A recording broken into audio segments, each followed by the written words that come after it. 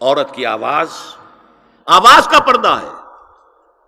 اب دیکھیے کس حد تک نماز میں اس وقت عورتیں بھی شریک ہوتی تھیں، اگرچہ حضور نے فرمایا مردوں کی صف بہترین سب سے آگے والی ہے اور سب سے بری صف سب سے پیچھے ہے، کیونکہ اس کے پیچھے پھر عورتوں کی صف ہوتی تھی، اور عورتوں کے لیے سب سے اچھی صف سب سے پچھلی والی ہے اور سب سے بری سب سے آگے والی ہے۔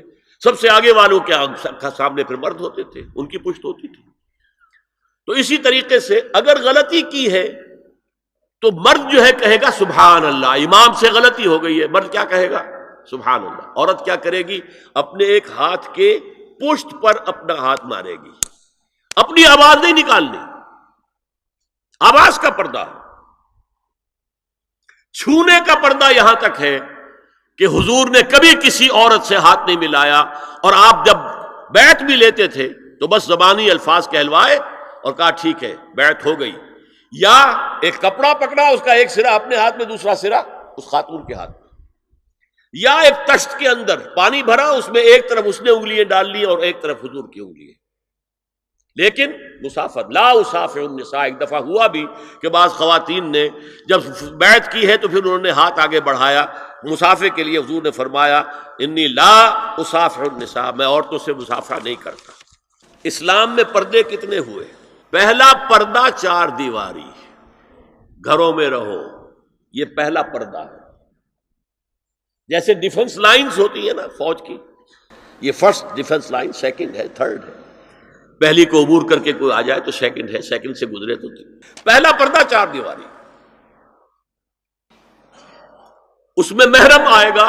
اب دیکھیے اسی پر ہماری تہذیب استوار ہوئی، اسی پر ہمارا آرکیٹیکچر بنا، گھر ایسے بنے کہ مردانہ علیحدہ زنانہ علیحدہ، چھوٹا آدمی ہے تب بھی بیٹھک علیحدہ، بیٹھک باہر سے کھلے گی اور پھر ڈیوڑی سے ہو کر پھر گھر کے اندر جائیں گے، مرد آئیں گے تو یہاں بیٹھیں گے، اندر نہیں جائیں گے، اندر تو صرف وہی جائیں گے جو محرم ہے، ابدی محرم۔ دوسرا پردہ ستر، گھر کے اندر جو محرم آ گئے ہیں ان کے سامنے چہرہ تو کھلے گا، باقی جسم کا کوئی حصہ بھائی بہن کا نہیں دیکھ سکتا، اور باپ بیٹی کا نہیں دیکھ سکتا، بیٹا ماں کا نہیں دیکھ سکتا۔ یہ ستر، عورت پوری کی پوری عورت ہے۔ عورت کہتی ہیں چھپانے کی چیز کو، عورات النساء، عورتوں کی چھپی ہوئی چیزیں جن پر ظاہر نہیں ہوئی، لم یظہروا علی عورات النساء، ابھی تک ہم نے لفظ پڑھایا بھی۔ تیسرا پردہ ہے چہرے کا پردہ،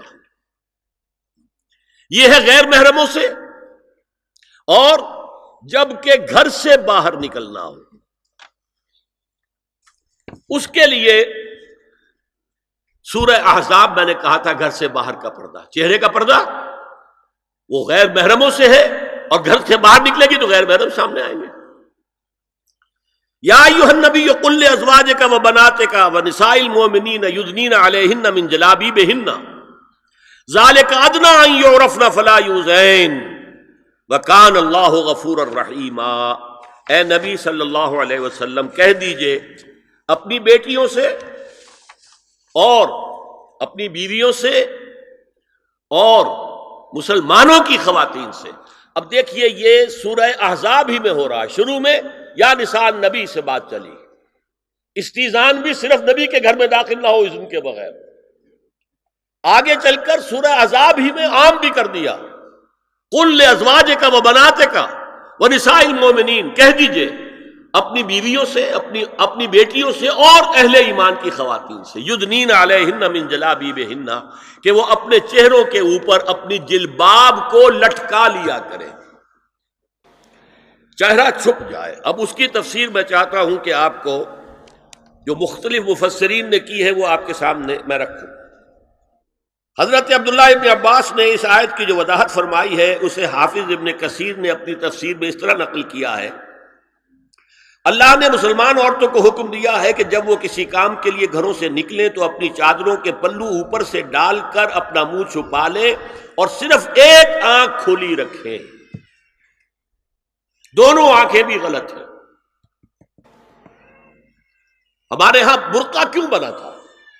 دیکھیے چادر میں عورت لپٹی ہوگی، اس کا ہاتھ جو ہے اس چادر کو سنبھالنے میں آکوپائی ہو جائے گا۔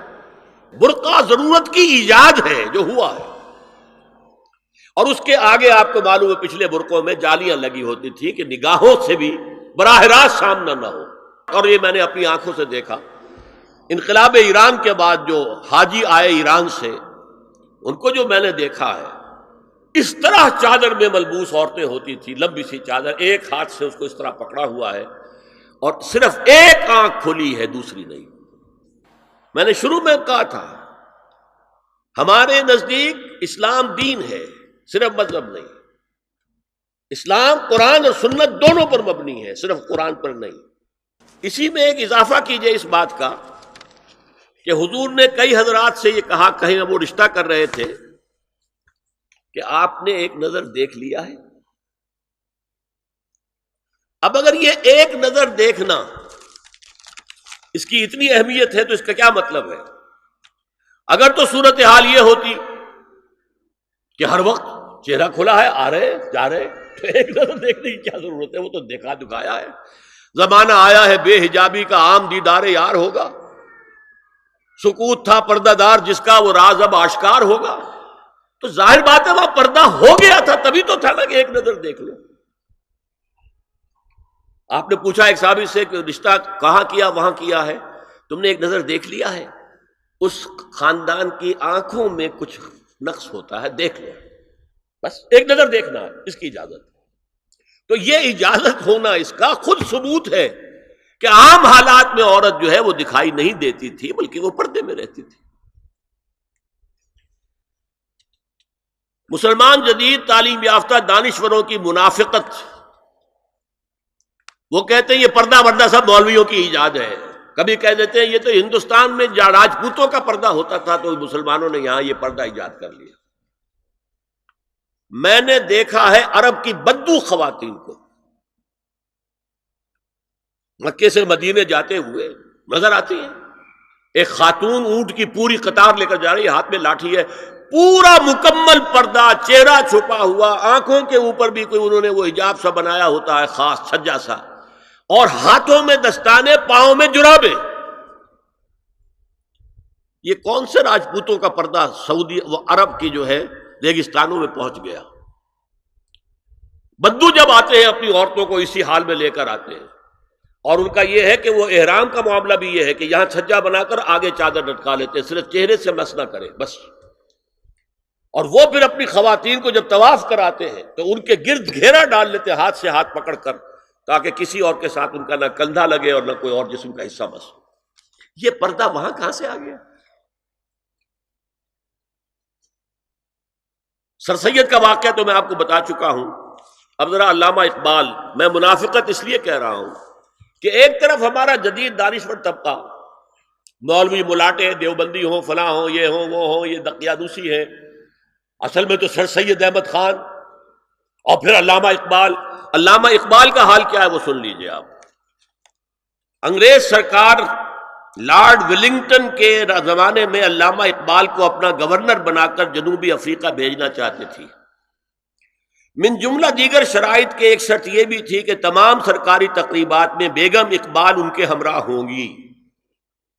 علامہ اقبال نے یہ کہہ کر اس پیشکش کو ٹھکرا دیا، بے شک میں گناہ گار مسلمان ہوں اور اعمال کے اعتبار سے مجھ سے بہت سی کوتاہیاں سرزد ہوتی ہیں، تاہم میں اتنا بے غیرت نہیں ہوں کہ محض ایک سرکاری عہدے کی خاطر اپنی بیوی کو بے پردہ کر دوں۔